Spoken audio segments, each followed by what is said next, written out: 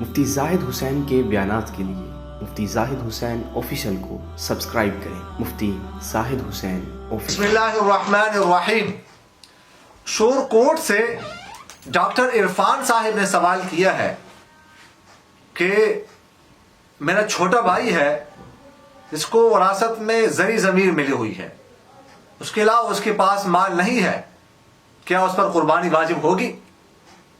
دیکھیے گا، اگر آپ کے بھائی کے پاس صرف زرعی زمین ہے، اس کے علاوہ جو ہے نا وہ صاحب نصاب نہیں ہے، اتنا مال نہیں جو نصاب کو پہنچتا ہو، تو اس صورت میں اس پر قربانی واجب نہیں ہے۔ اگر وہ قربانی نہ کرے تو وہ گناہگار نہیں ہوگا۔ مکہ مکرمہ سے ایک خاتون نے سوال کیا ہے کہ مینا اور عرفات میں ہم سفر کی نماز پڑھیں گے یا پوری؟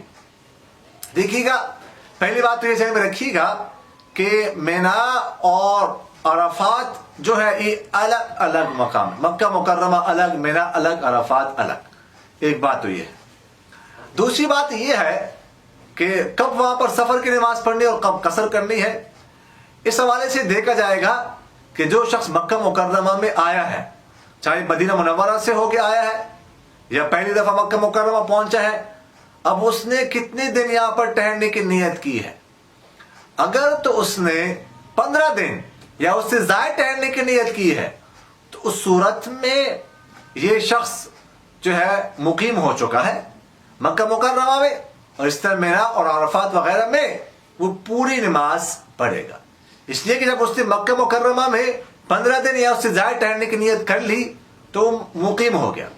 اب وطن اقامت جو ہے نا وہ تب باطل ہوتا ہے جب اس سے آگے 48 میل تقریباً 78 کلومیٹر سفر کیا جائے، اتنے ارادے سے سفر کیا جائے۔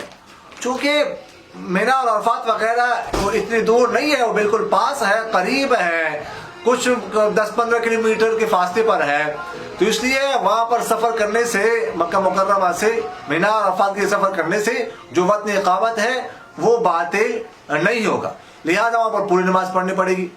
البتہ اگر کسی نے مکہ مکرمہ میں 15 دن سے کم جو ہے نا وہ ٹھہرنے کی نیت کی ہے تو اس صورت میں مسافر ہے، اب وہ جب مینا اور عرفات کے لیے جائے گا تو وہاں پر بھی وہ سفر کی نماز پڑھے گا، پوری نہیں۔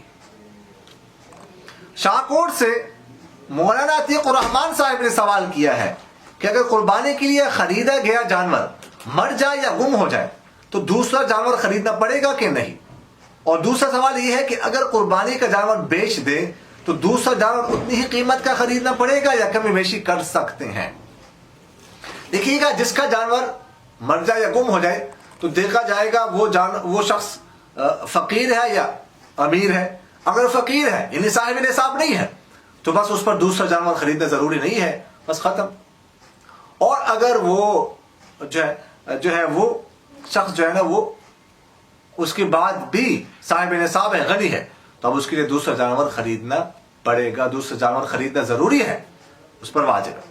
اگر شخص ایسا ہو کہ پہلے تو وہ صاحب نصاب تھا، پھر اس نے جانور خرید لیا، اس کے بعد وہ جانور مر گیا، اب وہ صاحب نصاب نہیں ہے عید کے دنوں میں، تو اب بھی اس پر دوسرا جانور خریدنا ضروری نہیں ہے۔ اور دوسرا سوال کہ ایک جانور خریدا، اس کے بعد بیچ دیا، اب دوسرا جانور جو ہے نا کتنی قیمت کا خریدا جائے؟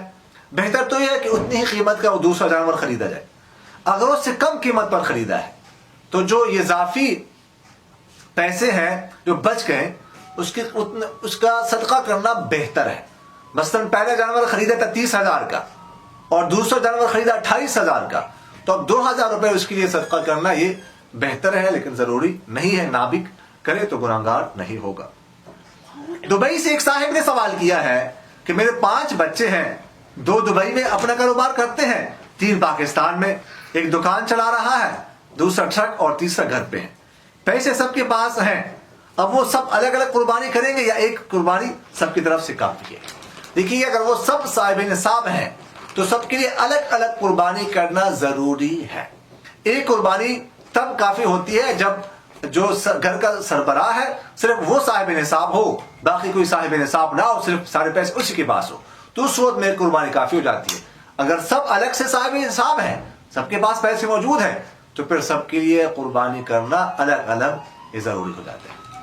اقول قولی ھذا استغفر اللہ ولسائر المسلمین فاستغفروه انه هو الغفور الرحیم.